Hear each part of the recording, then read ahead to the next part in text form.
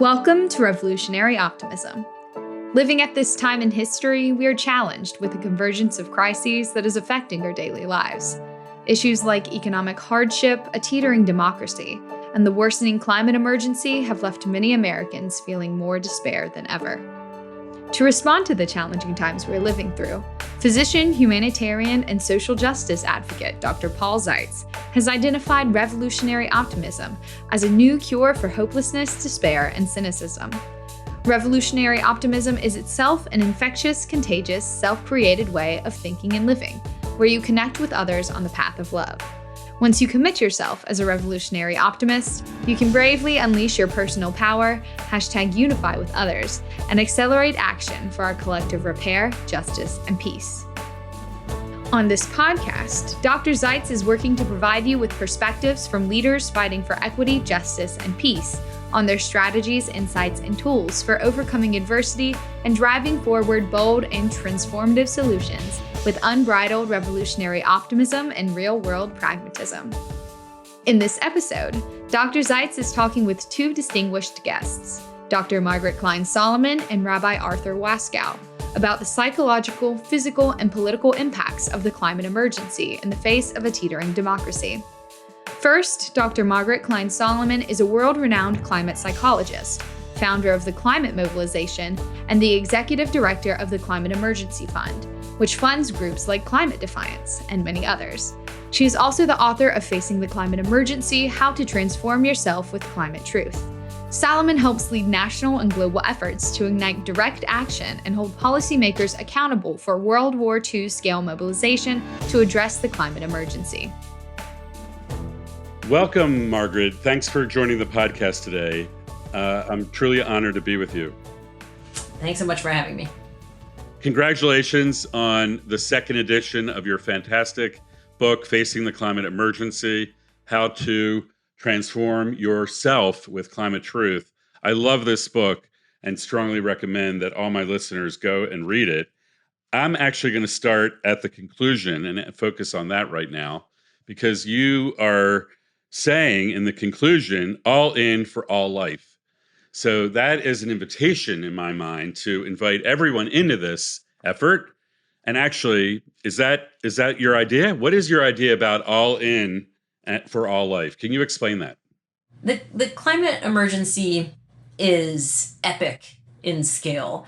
It threatens all of us, all humanity, but also all the animals on this planet and the plants and the just amazing ecosystems on this beautiful planet. We are all at risk here, like in tremendous danger. And so the invitation to go all in, it is to act like this emergency is an emergency, to realize that your future has been stolen from you, and to join into climate activism. And I believe the most effective way to do that is through nonviolent civil disobedience. And that's, to me, that's the best way to go all in for all life. And that doesn't mean that you have to get in the streets and get arrested, right? For example, I myself personally, I have not been arrested. I work in a different capacity in the movement on the fundraising side, and at Climate Emergency Fund, making grants to activists. So, which is, important in its own right. And also the book, whatever. But so those are my ways of contributing. But everyone has something to give, something to, it can be, monthly donation. It can be cooking for activists. It can be doing childcare for activists, or helping them with their books, their accounting. What do you have to offer? How can you go all in for all life and transform yourself in response to this moment? Beautiful. I love that. And I really support your efforts in that. I do agree with you that nonviolent, peaceful mobilization, peaceful protest is essential right now, because, as you say, policymakers and business leaders and many folks in society are not understanding the magnitude of the climate emergency. And so getting media attention and waking people up is really important. as you know. I sometimes, when I get into the reality of what's happening, for example, we're hitting 1.5 degrees of warming Celsius this year. And experts had said it wasn't going to happen till like the 2040s or 2050. We're going to get to 2 degrees of Celsius of warming way before 2050. And we don't know, as you said, whether humans or other animals or plants can survive warming of the planet, hothouse Earth, as they say, at that level of degree. So I really feel like we're living at this auspicious moment in human history. And I want to ask you, do you agree? Is this an auspicious moment? It's either we take bold transformational action right now and focus on repair, or we are going to go down a path of destruction. Absolutely, that is the choice. That is the choice. Recognize the emergency and just do everything we can. Just totally reorient our government and our institutions and how we and money and how the government spends towards saving as much life as possible. I mean, in some ways it's like, oh, that's a wacky political theory, but in some ways it's like, are you kidding? Of course we should do this. It's the only possible rational thing to do. But, our systems are just stuck. They're in the inertia of normalcy. Well, I want to follow up on that. I think you said that we're stuck in the paralysis of normalcy. Can you tell us the history of the climate mobilization and the effort that you led to declare a climate emergency politically by governments and by society, by other stakeholders? Where are we with all that? How many cities, how many states, how many countries, how many corporations have said that this is a climate emergency that you agree, that based on your definition of that? 2,336 jurisdictions and local governments. So from the national and international, the EU declared a climate emergency down to cities. And those declarations cover over 1 billion people. 1 billion people live in a geography, whether local or national or international, that has declared, or state level, that has declared a climate emergency. So what we did at Climate Mobilization is like conceptualize that campaign and get it started.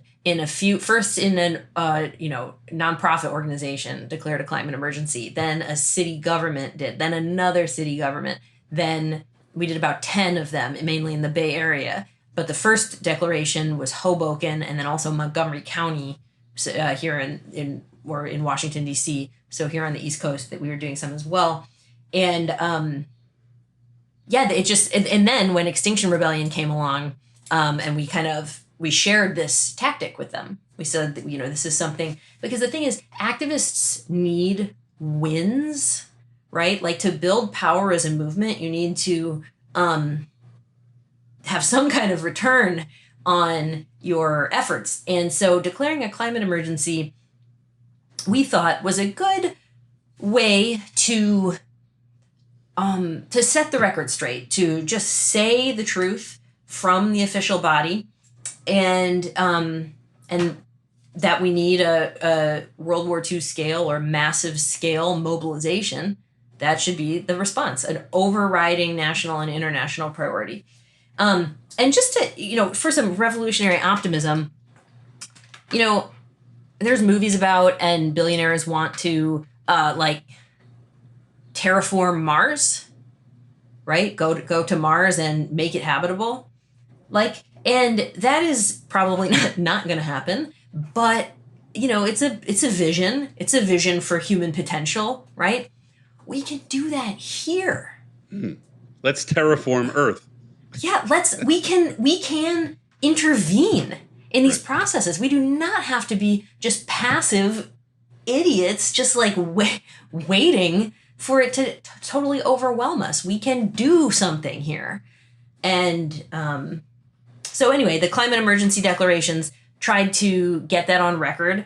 And it was, successful in some ways. In 2019, climate emergency was word of the year because usage of it had gone up 10,000%, right? It was like a new It's like a intervention into the lexicon, a culture shift. Yeah, culture can I shift. just There you take go. a moment, Margaret? Sure. I want you to really receive this. So if you can put on your receptivity. Okay. Thank you for your pioneering leadership and all the people that you worked with in the climate mobilization, Extinction Rebellion, Sunrise Movement, and many others at the local level around the world. You said it in a passing statement. Oh, well, the EU did it. The EU is 27 major governments, major economies. It's huge. This was a huge step forward in our global quest to respond to the climate emergency by calling it what it is, as you say. So I just want you to really receive the kudos that and my personal appreciation, and I know all of my listeners and millions of people who you'll never meet appreciate the leadership that you're taking. So thank you. Oh, that's very kind. It was a very exciting organization and campaign.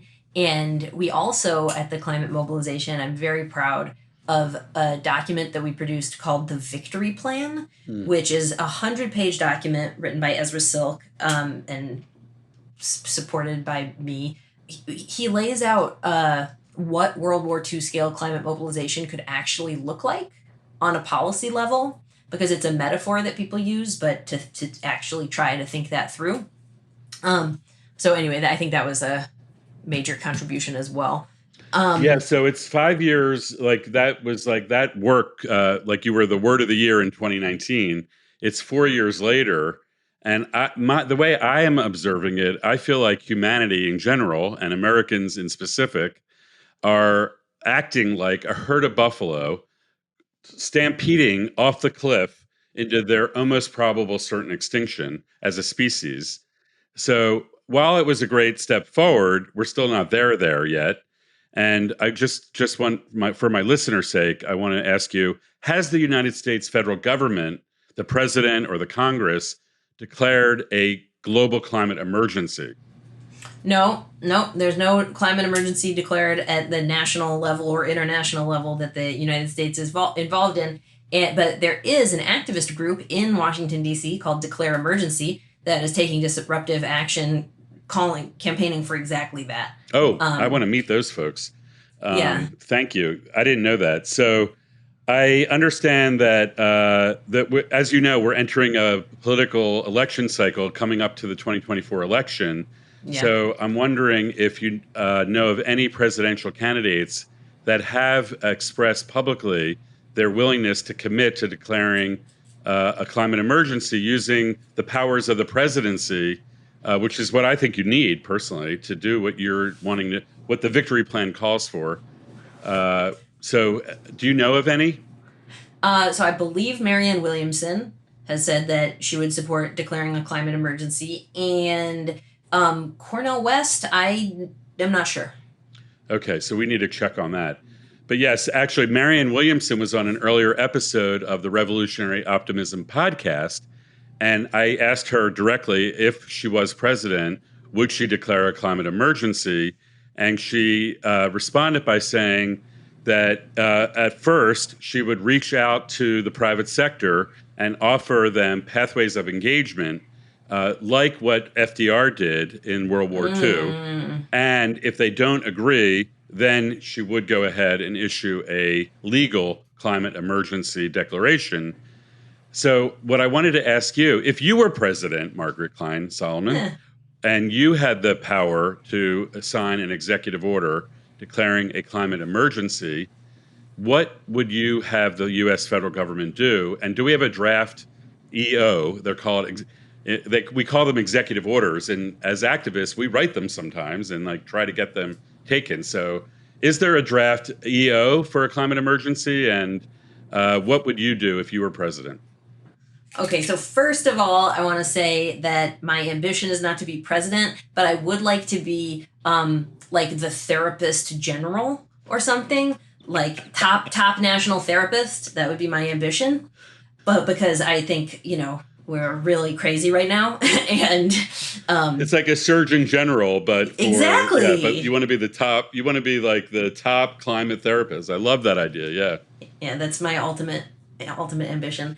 But if I was president, I would declare a climate emergency. I would ban the expansion of the fossil fuel infrastructure. It is truly insane that we are continuing to build out pipelines and new fossil fuel facilities. I mean, aren't we subsidizing fossil fuel industries with the federal government? They're the most profitable industry in history. It's just, like I said, I mean, it's on this epic scale of good and evil. But yeah, and then, I mean, we need, it's very hard to answer the question, what should we do? Because there's so much to do. Just, I mean, we have to transform our energy system and our agricultural system, and we need to rewild, and we need to just like figure out how to keep our agriculture going and have enough food for the world. And we need to, like terraform Earth and just try everything that we can. So, and that's kind of the idea of a climate emergency and all in for all life, right? Is just, I mean, that the government, I mean, it's like, again, this sounds both radical and common sense, but the government should spend without limit to save as much life as possible. Right? Yeah. It shouldn't be about like balancing the needs of the corporations or whatever. This is the priority. This is it. So, yeah, but just as chief national therapist general, I would just want to counsel the president and the team about like, how can we go bigger? How can we go more ambitious? How can we do it faster? Right? And just get everyone to get into that mindset of incrementalism as just a road to disaster. So thank you for that. And I hope you will serve in that role someday. I think you would be great at it. And I think our country and our world certainly needs that. I think it's a brilliant idea. So I also, in your book on page 58 and 59, you talk about climate doomers, the people that are hopeless. And I sometimes think that I might be a climate doomer in disguise as a revolutionary optimist. Because as I, really understand what's going on, I sometimes do get despairing and hopeless and want to just like roll my head under the covers and never come out. And but I think based on your definition of a climate doomer, I don't think I am that, because they say, forget it, it's over, just grieve and prepare for the end of days. And I'm not willing to go there. So I am a revolutionary optimist. But I wanted to ask you, do you ever have days where you personally, this is a personal question for you, do you ever like not want to get out of bed, you want to give up, you want to just go out on a kayak on a river and say whatever? And if that ever happens, what do you do to get yourself out of that and back on the saddle of mobilizing humanity to implement a response to this crisis? Right. So this is an example of how working on oneself can impact how much one is able to contribute to the larger mission. And I am pretty good at turning my terror, which is so intense, into activism and into work. One might describe me as a workaholic. That's how I deal with it. When I took a week off between Christmas and New Year's, I was at this lake, and the lake just froze over and then melted and then froze again during these crazy temperature swings. And I really do feel a kind of pressing fear that drives urgency that I then pour into the work. And that, which is, everyone's different. But I think that the basic model that I'm talking about of being freaked out, being a doomer, because holy shit, the situation is terrifying. If you are honest, if you are rational, if you are living in truth, you look at that and you say, oh my God. So, but then what happens after that, right? What do you do with that? And my recommendation in the book is to welcome it and process it and not try to fight it. Feel that grief, like cry about what's happening. Grieve the future that you thought you had, the goals that you wanted to do that climate emergency is going to rob from you. And feel that terror and feel it at all. There's so many, it's like the full range of human emotions one can have to the climate emergency, and process them and talk about them. And then take all of that energy, huge amount of energy, and direct it towards effective climate activism. I think that's the way. I think that's the prescription for living in this nightmare that we live in. I love that. And since revolutionary optimism is a contagious, infectious choice about how to live, I think we'll weave that into its definition.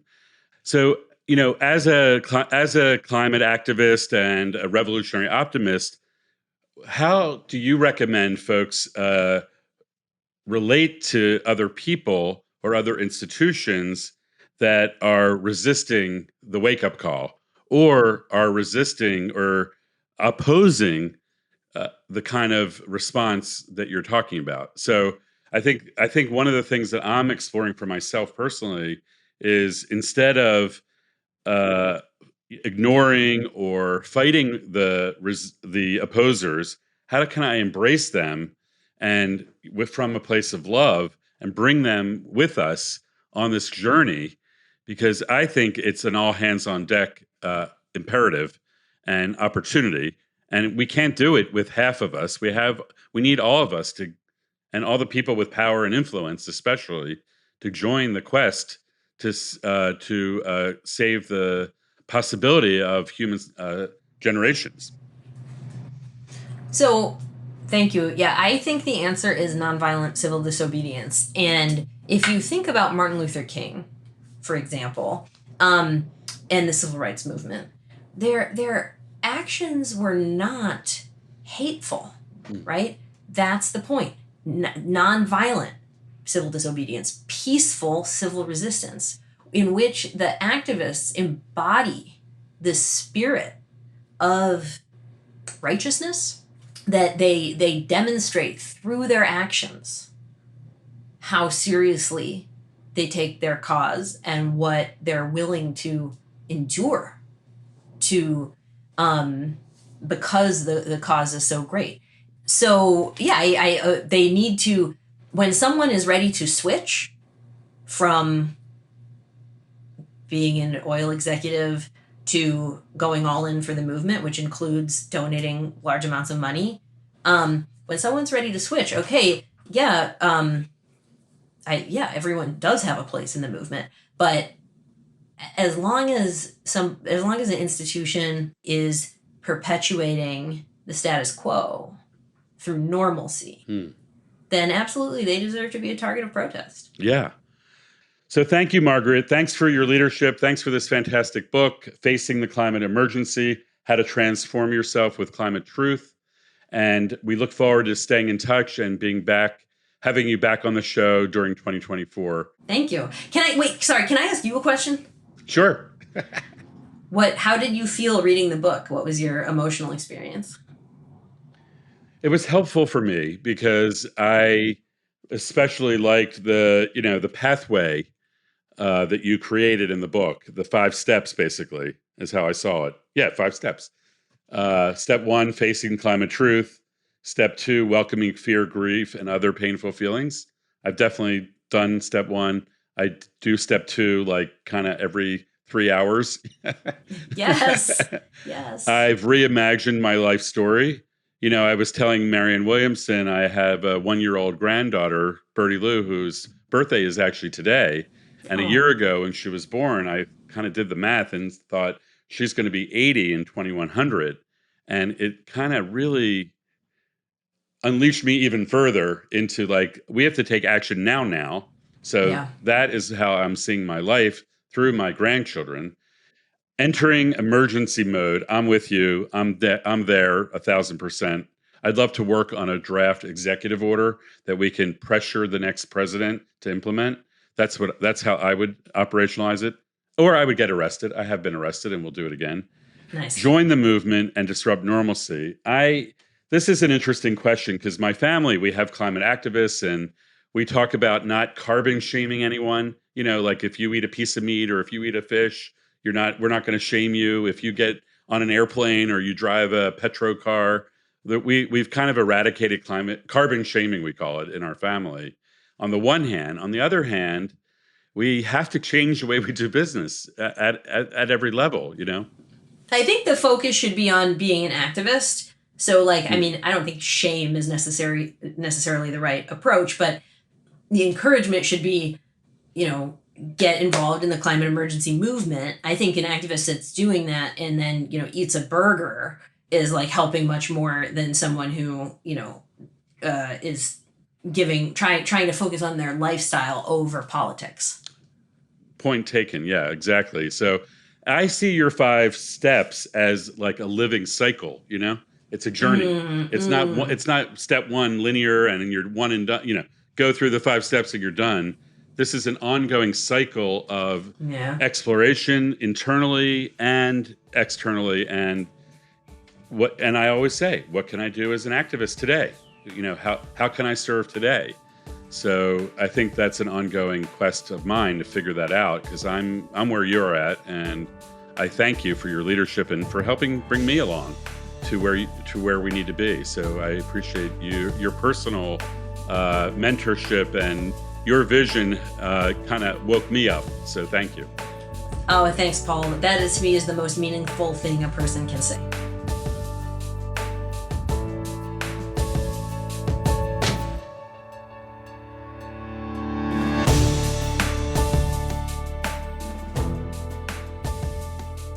Now, Dr. Zeitz is talking with Rabbi Arthur Waskow, scholar, activist, and founder of the Shalom Center, an organization that works to promote interfaith dialogues and responses to the climate emergency. He also has a PhD in American history, and he is currently working on proposals for broad-based social mobilization and a new U.S. Constitution. His spiritual work embodies heart-centered leadership, and his emphasis on interfaith responses demonstrates the ability and necessity for a collective effort among racial, religious, and political groups to effectively confront the climate crisis in our democracy. Welcome, Rabbi Arthur. It's a great honor to have you here on the Revolutionary Optimism podcast. Thank you so much for joining us today. Well, thank you. Just naming it Revolutionary Optimism was enough to bring me there. I wanted to ask you to share your wisdom and your thoughts with our listeners regarding the auspicious moment that we're living through right now in both U.S. history and globally in the context of the global climate emergency. I know many people know you as a rabbi and a leader in the ecological and environmental movement, and you're also a PhD in American history. I don't think most people know that. So I wanted you to kind of weave together your wisdom from both of those parts of yourself and share what you think is possible now. Well, the first thing is that it occurs to me, you said it's an auspicious moment. The word auspices from Latin originally meant they would sacrifice an animal and check the intestines. Then from that, they would get some vision of the future. So I think you're probably right that it's a moment in which our guts we're in danger of being sacrificed by our own corporate leaders in the climate crisis, by some of our own political leaders, and what you might call the democracy crisis. It's funny that you mentioned the two origins that I have, the rabbi origin and the PhD origin, because I've been feeling myself tugged in the last year by wanting to deal with the PhD origin even more. And I've spent the last 45 years dealing with what comes from the deep spiritual teachings of a living Torah, which can change and does change, and we have changed in our own generation. So both of those elements, I keep asking myself the question, the spiritual teachings of all spiritual traditions teach that love is more important than greed. All human beings have some element of greed, protective, self-advancing, and most human beings have some element of loving neighbors. Sometimes they define neighbors in a very narrow way, but people do look at the earth and fall in love with a tree, with a flower, and that's a very broad kind of love. So how do you write love into a constitution? Somebody, I can't remember who, said that justice is love in public. And I think that's true. And justice means that you take seriously the value of each person who is in your community, and each person and each living being, and elements that we don't even think are alive, like a river, like a mountain, but are crucial to life in the planet. And that loving those beings and treating them justly, treating them with respect, not tormenting them, not subjugating them, turns out to be just as important as not subjugating or tormenting other human beings. So I've been spending time this last year or so, at least on the one hand, maybe it's 3 hands or 4 hands, trying to imagine what a loving constitution for the United States might be, and how do American Jews respond to the upheaval in Israel? And can we learn from each other? There have been upheavals here, nothing as big in proportion. I mean, if you had 10% of Israelis, 10% of the whole country have been in the streets or doing other kinds of civil disobedience against what's essentially a racist and fascist government. If there were 10% of Americans in the streets or doing other kinds of civil disobedience, that would be 33 million people.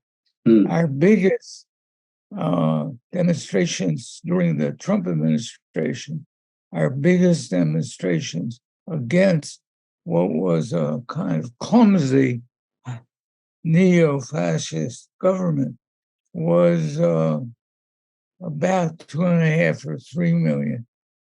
Just 1% of the country, not 10% of the country. Now, one of the things I said we could learn from the Israeli experience is it's a small country. It's much easier to get together 10% of the country if the country is small, not if the country is big like this, but small like this. And maybe we should be learning that very effective anti-fascist action could be centered around crucial small pieces of the U.S., the Bay Area in California, New York metropolitan area, the Boston metropolitan area, Washington, D.C. metropolitan area, that it might be valuable for us to think about what it means to do that. And people now are, in terms of the Supreme Court's attempt to subjugate women, are now organizing in states that people thought were heavily Republican states, and they're winning majorities, and they're acting in the states, not only in the United States at large, but in a given state that's supposed to be Republican, but are winning majorities. Let me ask you one last clarifying question. As a historian and a spiritual leader, you have said that you were spending a lot of the last year thinking about and crafting your ideas about a new constitution for the United States. What brought you to that insight that that was a possibility? And do you think this is the time when that kind of transformation is possible in the United States? It should be. It needs to be. It has happened before. In fact, the first Constitution of the United States was called the Articles of Confederation. And when an important group of Americans decided that that government was too weak to protect them, they got together in Philadelphia and they just ignored it. There was a provision in the Articles about how to amend the Articles. They didn't bother.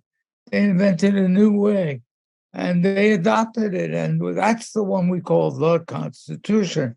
But there have been major changes. The Bill of Rights was an attempt to say, okay, you need a stronger central government. Well, there need to be limits on the stronger central government. That's why the Bill of Rights. Then in the post-Civil War period, the Reconstruction period, the country realized there had been deep political changes and the old Constitution wasn't enough. So they adopted 3 amendments that were really a new Constitution. And during the New Deal, not with changing the words of the Constitution, but changing the words of laws. So labor unions, which had been practically crushed before, were elevated. There were all kinds of changes that changed the real Constitution of the United States. It happened again in the 1960s, where the Black community, which presumably had been freed in 1865, but then jammed into not quite slavery, but very restricted and subjugated place, for a moment got equality and then were pushed back again. In the 60s, they weren't pushed back, but we've been living through a reactionary period of an attempt to undo, for sure, the Civil Rights Act and the Voting Rights Act, especially the Voting Rights Act of 1965.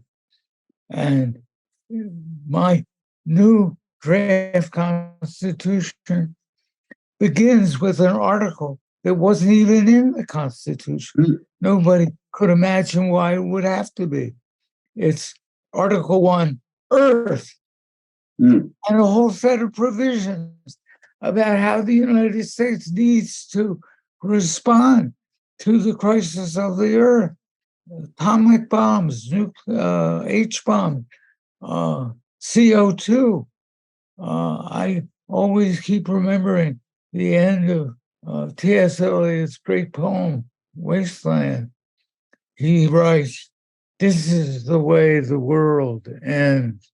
This is the way the world ends.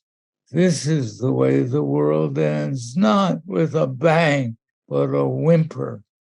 Well, I think the H-bomb is a bang, and the CO2 is a whimper. And we have both of them sitting there ready to destroy the planet. And the whimper is doing more, in fact, than the bang to destroy the planet. Well, what is the relation? There must be any decent constitution. And we now have states that have adopted green amendments, they're called. And in fact, one of them in Montana, just this week, a judge ruled in a case where a bunch of youngsters from 5 to 19, I think, appealed that the government of Montana was destroying their right to a livable environment, and that was unconstitutional in Montana. And they won the first level of the court case. Now, God knows what will happen when they get to the Montana Supreme Court. But the court ruled that there was a law that has recently been passed by the Montana legislature that violates that constitutional provision. Well, there ought to be such a green amendment to the U.S. Constitution. There ought to be an amendment which creates a floor and a ceiling for income and wealth so that we don't have this insane, multi-billionaires on one hand and people who can't even afford food on the other hand. That's insane. There needs to be a constitution saying it's insane. Or the Senate and the presidency and the Supreme Court are all anti-democratic. They're not just undemocratic, they're anti-democratic. The Senate actually has a provision in the Constitution saying you cannot amend the equal votes of the states, big ones and little ones, that's the huge one. You can't amend that they have equal votes in the Senate.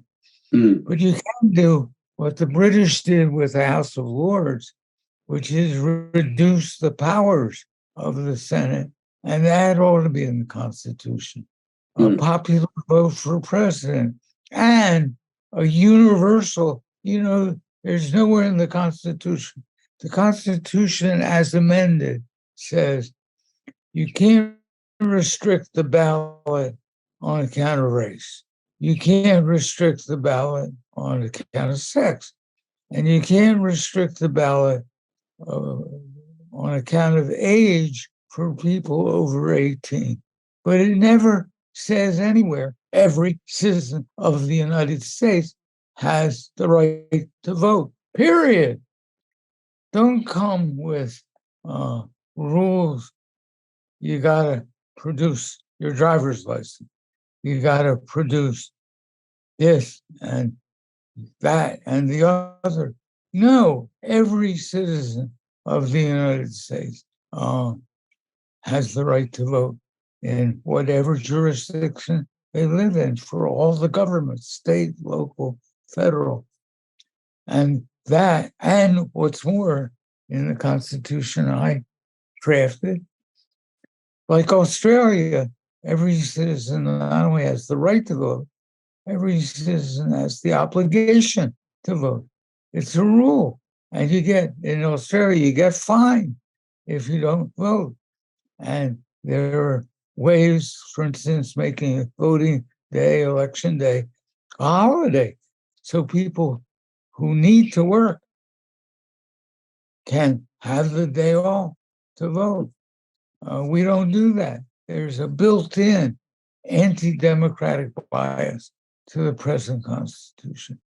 There was been a lot of excitement in the last week or so. Ohio, some people who wanted to prevent women from having the right to an abortion and maybe down the road the right to birth control. Ohio tried to restrict its referendum, so it would be very hard to amend its constitution, which says that there is a right to abortion, etc. And there was an outpouring of voters, the people who supported that amendment, thought, oh, it's midsummer, people are hot, people are bored, they're not going to pay attention. We can pass this amendment to make it very hard to amend the Constitution. Well, didn't work. And the referendum turned out to be very important. And next fall, there's going to be a vote on an amendment that would put the right to an abortion in the Montana Constitution, in the Ohio Constitution. Well, everybody got all excited about it. How about there being a national referendum? People of the United States would vote, to the polls show, would vote for a serious bill about the climate and a serious bill about people voting. But there's no provision for a national referendum. There needs to be. Yeah. And success of what happened in Ohio should be teaching us. So that's in there too. So that's the kind of thing I've been trying to do with the vision of, it's a spiritual vision in secular terms. Did I say this wonderful secular teaching? Justice is the face of love in public. Right. That was Cornel West. So thank you for that wonderful vision that you shared, and for your leadership, and for your big-hearted commitment to moving humanity forward in responding to the climate emergency, and also to the what we call constitutional rot, or the democracy crisis that you described so eloquently. So thank you so much for being on the podcast. My deep love for you and respect, and have a great week ahead. Thank you, Paul, and thank you for revolutionary optimism.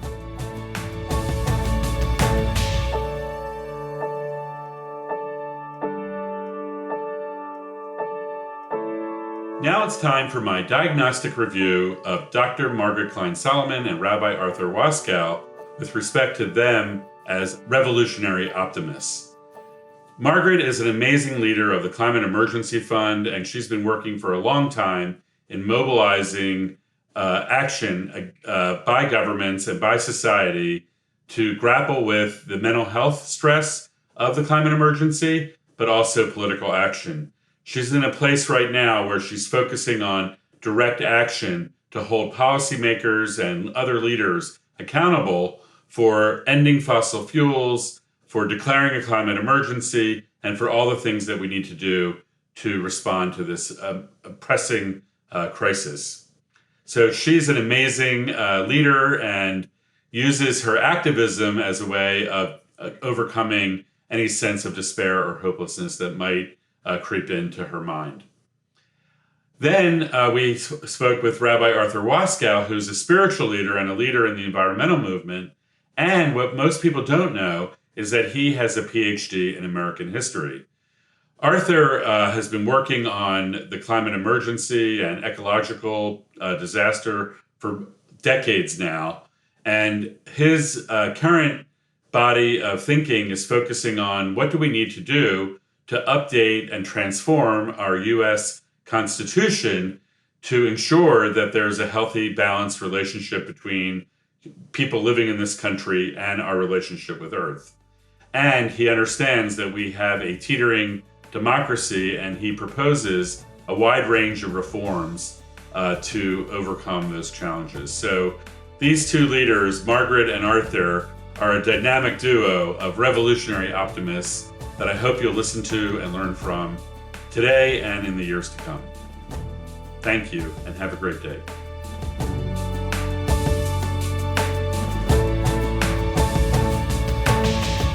Are you ready to be part of the revolution? To learn more about revolutionary optimism, please visit drpaulzeitz.org. To explore building movements, please visit unifymovements.org.